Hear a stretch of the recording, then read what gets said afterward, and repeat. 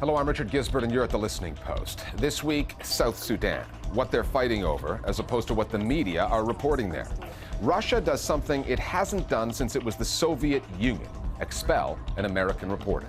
Print journalism in Israel and the free newspaper that's been a game changer. And what would happen if Israel expanded its settlements beyond the West Bank and into the West End of London? This is our land as given to us by the Almighty. That's our web video of the week. When fighting broke out a month ago in the world's youngest country, South Sudan, the story was framed as just another tribal power struggle coming out of Africa. A more precise analysis is that the conflict is really political in nature. It's a fallout between President Kiir and Vice President Machar, with some ethnic elements fighting it out on the ground. Critics of the way the media do their business say that when it comes to Africa, all too often, international news outlets resort to the same old narrative, bringing just about any conflict down to the tribal level, which seems to explain everything without actually telling us anything. The question is, why? One theory posits that in the world of journalism, there is a hierarchy of knowledge in Africa, that international reporters are seen as more authoritative than domestic journalists whose local knowledge provides them with a better understanding of the story, but who lack the resources to effectively report it. With peace talks now underway in neighboring Ethiopia and fighting continuing in South Sudan, this story is at a critical point, and it deserves more analytical coverage. Our starting point this week is Juba.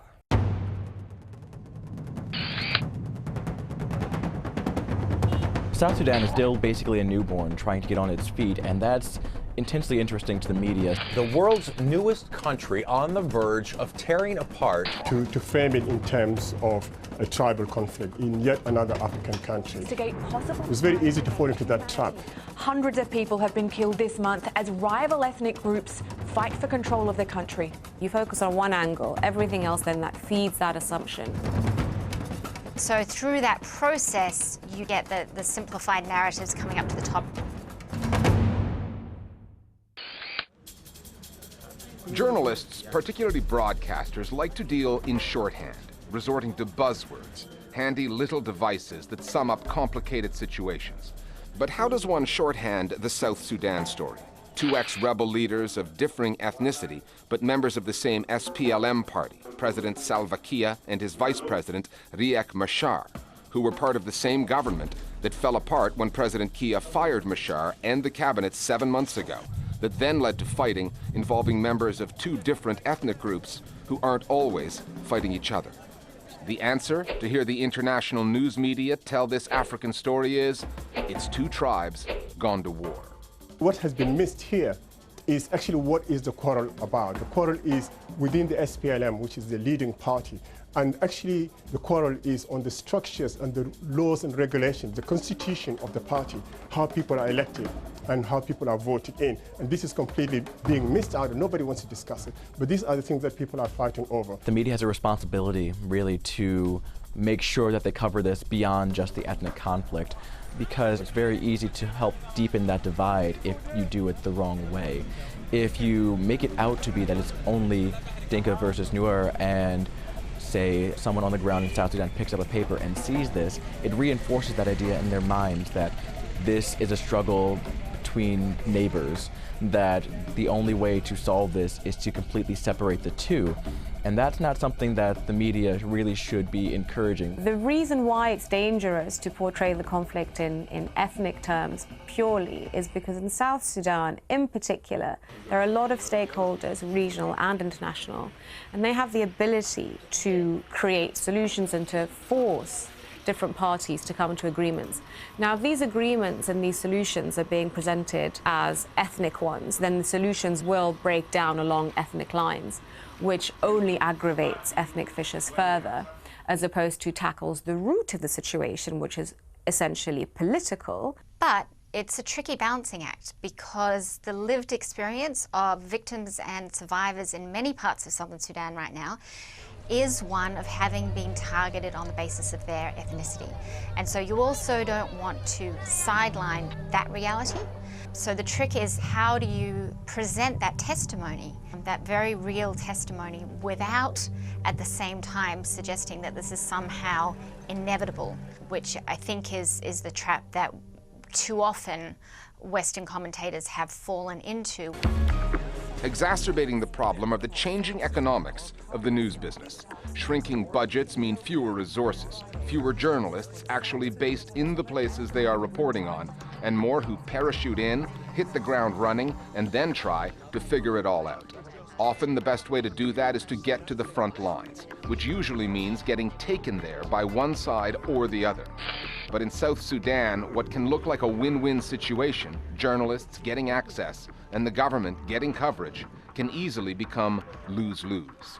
Access to the front lines is difficult in any war situation, and journalists are often faced with an unappealing choice, which is don't get to the front lines or be taken there by one of the sides to the conflict, which is obviously never ideal, and so you have to go in with a skeptical eye. People were gripped by fear in Juba a few weeks ago that actually the rebels were going to storm Juba. Maybe this is what pushed the government in trying to take these media people, along the journey of the Juba route, where the rebels claimed they were going to come from. However, of course, there were setbacks. The Vice tour in particular played out very badly and kind of went viral because the convoy came under attack,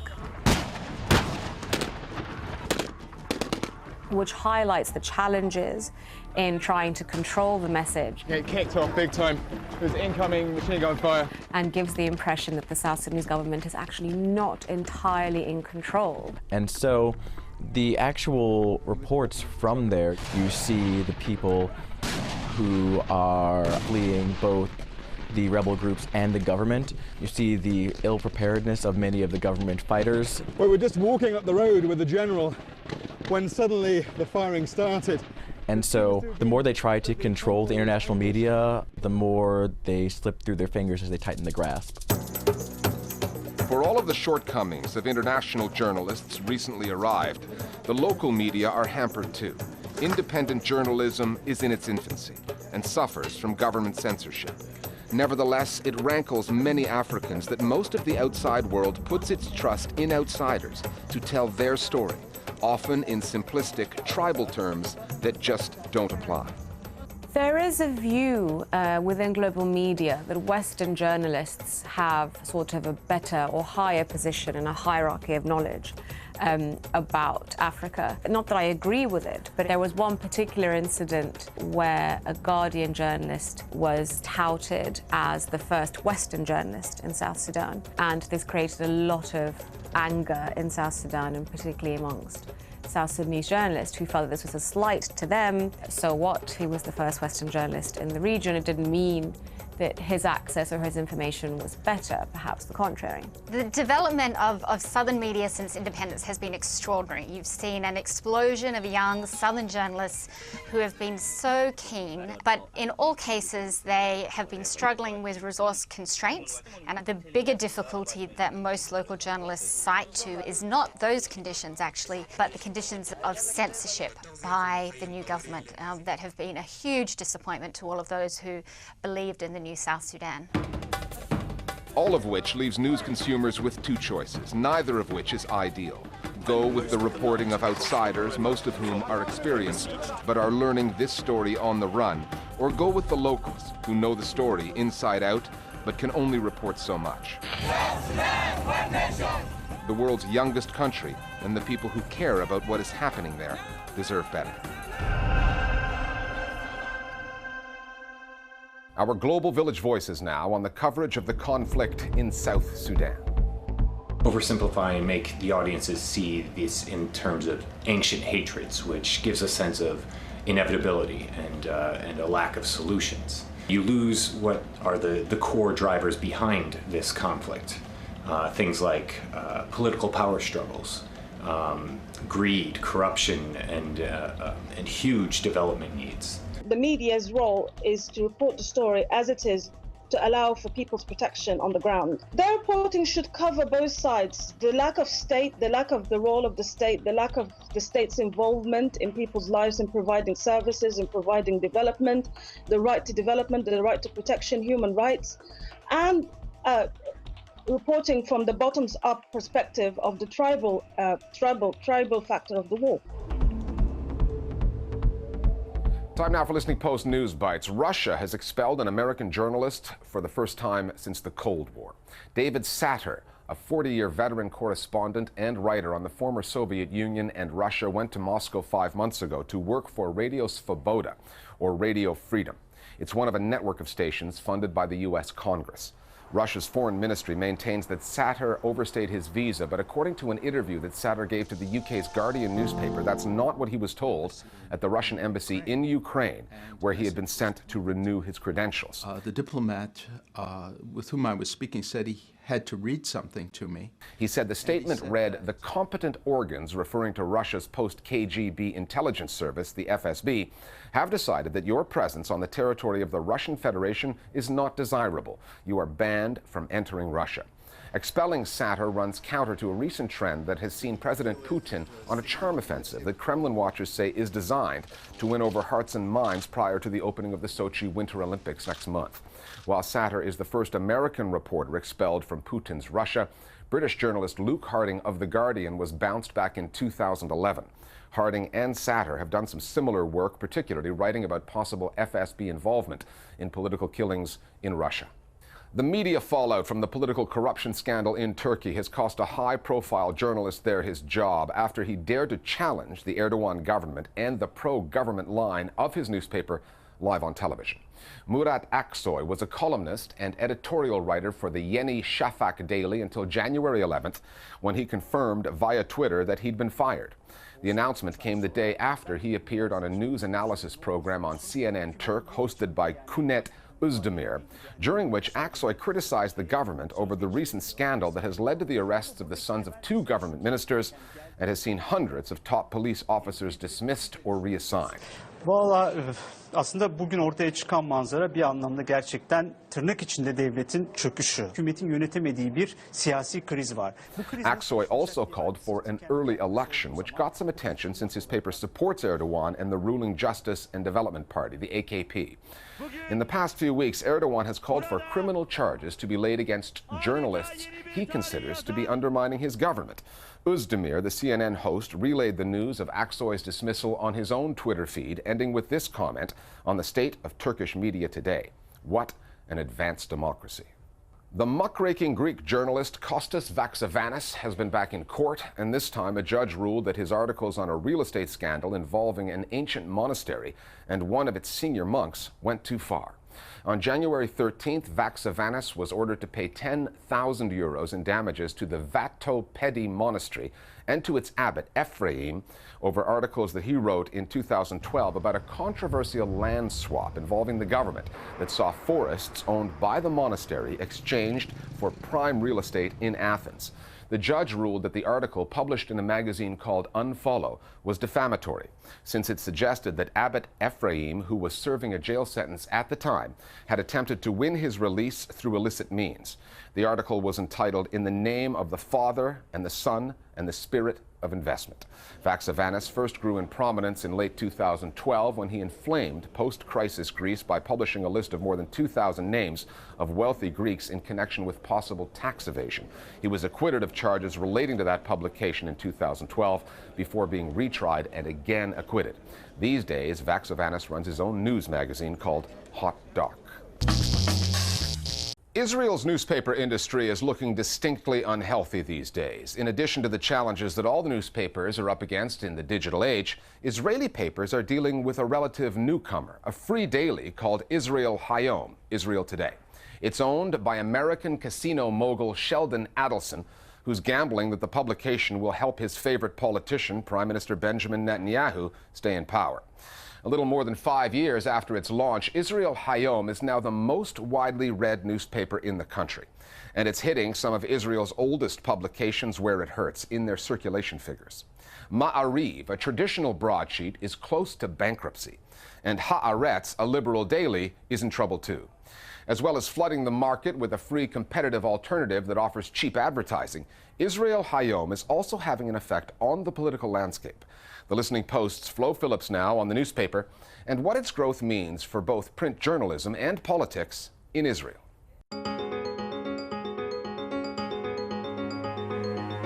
Israelis are news junkies.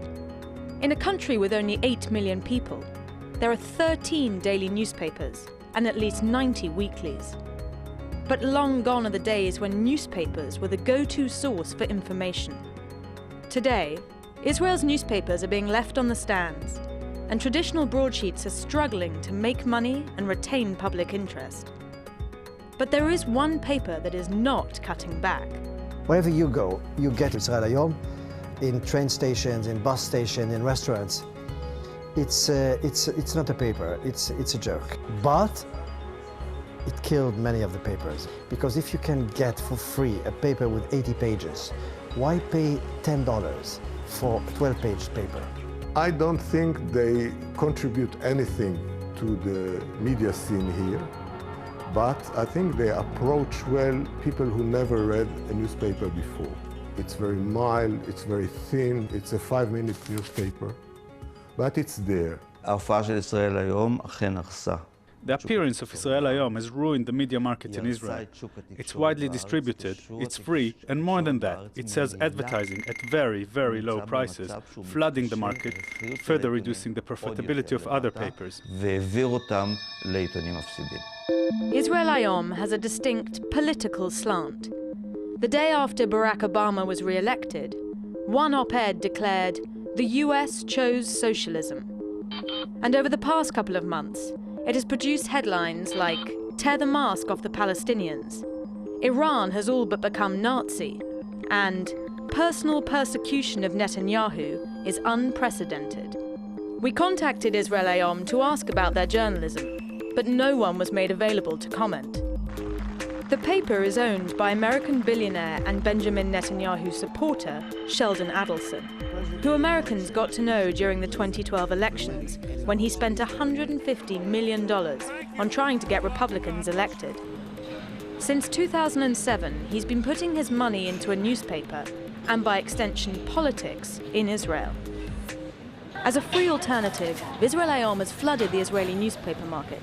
Its huge market share, captured in the 6 years since its launch, means that the paper quickly got the ear of the Israeli public. And that's just what Adelson wants. Like many media barons, he isn't necessarily in it for the money. He wants the political influence. ישראל היום מפסיד כסף, והרבה.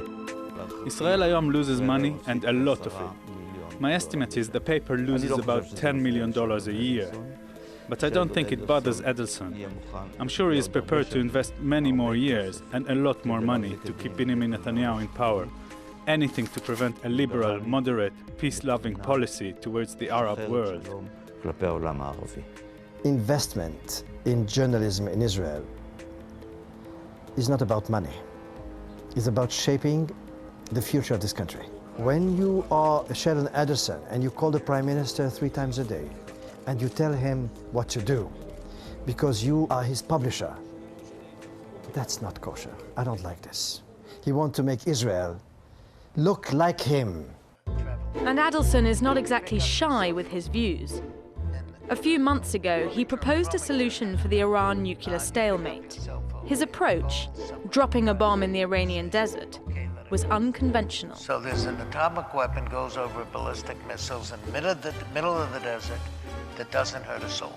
And then you say, see, the next one is in the middle of Tehran. Israel Hayom translates to Israel Today.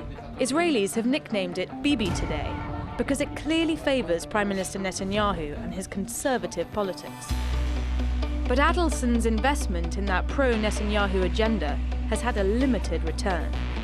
In last year's election, Netanyahu was expected to tighten his grip on power. Instead, he barely squeaked back in. In spite of Israel Today's strong position in the market and their position supporting our Prime Minister and his party, the results in the elections were not satisfactory for them. So I'm not sure one can say that there is a direct link between the position of such a paper with high circulation and the results of the elections. One thing that nobody learns is that you cannot buy a newspaper as a loudspeaker. I think in the last 4 or 5 years, Sheldon Adelson invested scores, perhaps hundreds of millions in Israel Hayom. And I'm not sure that he got what he wanted. And in fact, you can say that the political scene was not really affected by the presence of Israel Hayom. Where Israel Hayom is changing the landscape is in print media, where readers and advertisers are abandoning traditional papers on both the right and left. In 2012, the country's leading liberal paper, Haaretz, was faced with a difficult choice between cuts and closure. Haaretz, an Israeli institution, is still publishing, but its daily edition is now read by just 7% of Israelis. We had really a terrible year in 2012. We started generating monthly losses that were really dangerous for the company. We really cut costs substantially. This resulted in some labor unrest. We even had a one-day strike. I think it is very important that Haaretz maintains its power. It's as important as the Knesset, the government, and the Supreme Court. I think that if Haaretz does not exist, it will be the beginning of the collapse of Israeli democracy. Haaretz has been pushed to the brink by Israel Hayom. But the irony is, Israel Hayom may be all that's keeping Haaretz from going over the edge. Israel Hayom is actually printed on presses owned by Haaretz. And if Adelson took his business elsewhere, Haaretz's prospects would be even more bleak. There are rumors that maybe he is dying. Maariv, one of the oldest papers also, is near death. So the landscape is very Darwinian. 2 or 3 major papers, very strong, have destroyed all the others. The papers are vanishing in Israel. There's an old expression that applies to news, among other industries. You get what you pay for. Israelis are paying nothing to read Israel Hayom, but that free paper is thriving, at a price. A hefty price that Israel's other papers are paying now, and its citizens may end up paying for years to come.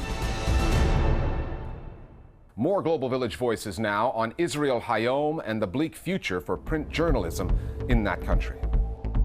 Israel Hayom is not a newspaper. It is rather a political pamphlet. It's even worse than a political pamphlet, since it has no clear ideology, but personal one, Benjamin Netanyahu. As for its market share, well, it's distributed for free.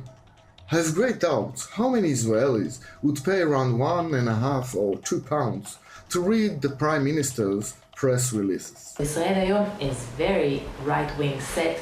Most of the articles are like that, and it has no shame in showing how right-wing and pro-Netanyahu it is. The only good thing we can say about Israel Hayom is that it gave jobs to many journalists in hard times for the industry. Finally, still with Israel, slightly lost in the news of the death of former Prime Minister Ariel Sharon was the Netanyahu government's announcement of the construction of 1,400 new houses and apartments on Palestinian land on the West Bank. That development sets up this candid camera-style comedy sketch created for a satirical show on the BBC called The Revolution Will Be Televised. Actors posing as construction workers inform some local businesses that the Israeli embassy in London is exercising its biblical right to take over their properties, mocking the concept of the Israeli land grab. The video gained lots of traction online, and the comments section ended up being a free-for-all over a peace process that isn't really proceeding. The Israeli embassy's extension is our web video of the week. We'll see you next time at The Listening Post. Hello mate, is this your shop? I'm sure you're aware the Israeli embassy is extending. This is where you are here, and the Israeli embassy is going to actually extend the whole way over there so they can have a conservatory. I don't think so. I have to take down this wall here. Before it was your land, it was our land. Yeah. So we're really going to take what's rightfully ours. Thanks for looking after it though. Yeah. Have they got planning for this? Well, we don't really need planning.